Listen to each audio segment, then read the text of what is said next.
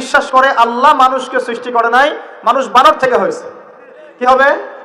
আচ্ছা, বিশ্বাসগত শিরক। কেউ যদি মনে করে আল্লাহ ছাড়া অমুকে আমার সন্তান দিতে পারে, কি হবে?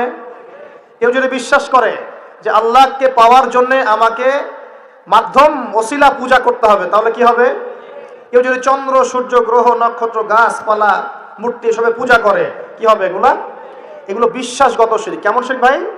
বিশ্বাসগত শিরক। 2 নম্বর আসেন আমলগত, কাজগত শিরক। কেমন? মনে করেন সেজদা করতে হয় কার জন্য? কেউ যদি এখন কবরে গিয়ে সেজদা করে, কি হবে? আল্লাহর জন্য সেজদা করতে হয় না কবরে সেজদা করতে হয়? সেজদা কার জন্য? আচ্ছা, তাহলে শিরক হবে। কুরবানি কার জন্য করতে হয়? কেউ যদি এখন মনে করেন জিনকে সন্তুষ্ট করার জন্য কুরবানি করে দিল, কি হবে? এখনকার যুগে কিন্তু বহু মানুষ জিনের উপাসনা করে। এখনকার যুগে বহু মানুষ জিনের উপাসনা করে। আর জিন বলে একটা জাতি আছে, আমাদের সাথে চলাফেরা করে, আমরা দেখতে পারি না। আমরা কি সব দেখতে পারি? আমরা কি সব জানি?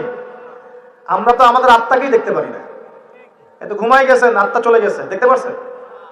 আর আমরা কি জানি? আমরা কতটুকু জানি? আগামীকাল কি হবে আপনার সাথে বলেন দেখি, কেউ জানে?